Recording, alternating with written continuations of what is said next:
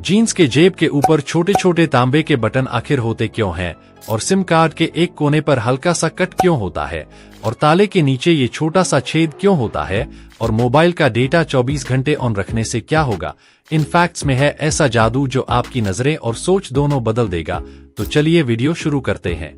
Number 1, आपने भी कभी न कभी जीन्स जरूर पहनी होगी, लेकिन क्या आपने गौर किया कि जेबों के पास लगे ये छोटे छोटे तांबे के बटन आखिर होते क्यों हैं। शायद आप इन्हें डिजाइन का हिस्सा समझते होंगे, पर असली वजह जानोगे तो हैरान रह जाओगे।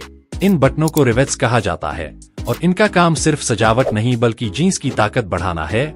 जी हाँ, ये रिवेट्स उन जगहों पर लगाए जाते हैं जहां जीन्स सबसे ज्यादा दबाव झेलती है, जैसे जेबों के कोने या क्रॉच के पास, ताकि जब आप भारी चीजें जेब में रखें या बार बार इस्तेमाल करें तो कपड़ा फटे नहीं। लेकिन अब आते हैं असली मसालेदार हिस्से पर। 1800 के दशक के आखिर में अमेरिका में खनिकों को मजबूत कपड़ों की सख्त जरूरत थी। दिन भर मिट्टी पत्थरों में काम करते वक्त उनकी पैंट्स जल्दी फट जाती थीं, खासकर जेबों के पास से। नेवादा के एक दर्जी जैकब डेविस ने इसका हल ढूंढ निकाला।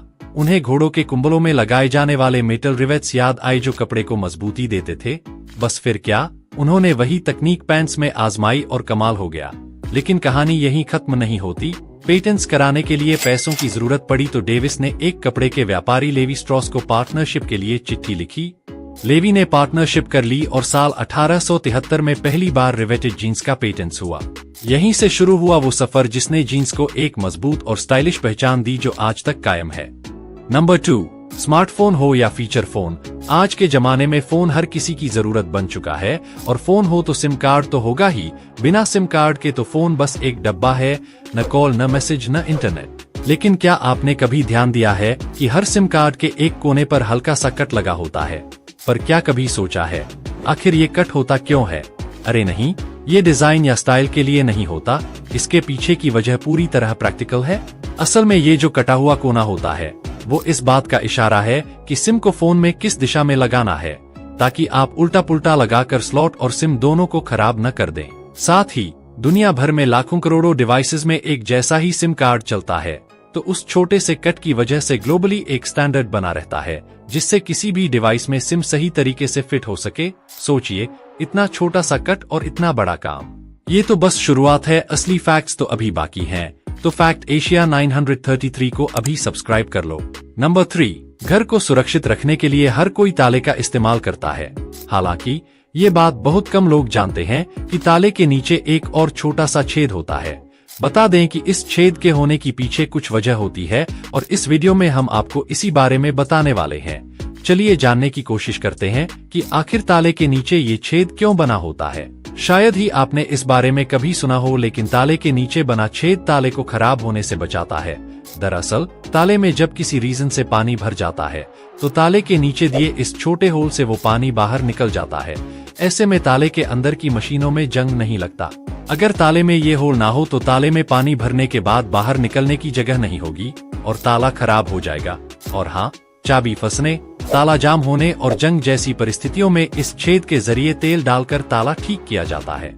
नंबर 4, आजकल सभी के पास स्मार्टफोन है और सभी लोग इसमें इंटरनेट का इस्तेमाल करते हैं। सस्ता प्लान के साथ अब अनलिमिटेड डेटा आता है।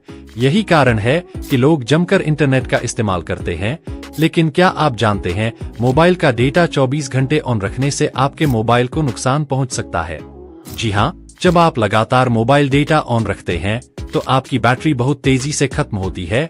इसका असर सिर्फ बैटरी पर नहीं पड़ता, फोन भी बार बार गर्म होने लगता है। कई बार तो फोन इतना स्लो हो जाता है कि छोटी छोटी चीजें करने में भी टाइम लगने लगता है। इतना ही नहीं, हर वक्त डेटा ऑन रहने से आपकी प्राइवेसी पर भी खतरा मंडराने लगता है। जब डेटा हर वक्त ऑन रहता है, कुछ ऐप्स बिना आपकी इजाजत के आपकी पर्सनल जानकारी इंटरनेट पर भेज सकती हैं, जहां से हैकर्स आपके फोन की विंडो पर दस्तक दे सकते हैं और आपको इसकी भनक तक नहीं लगती।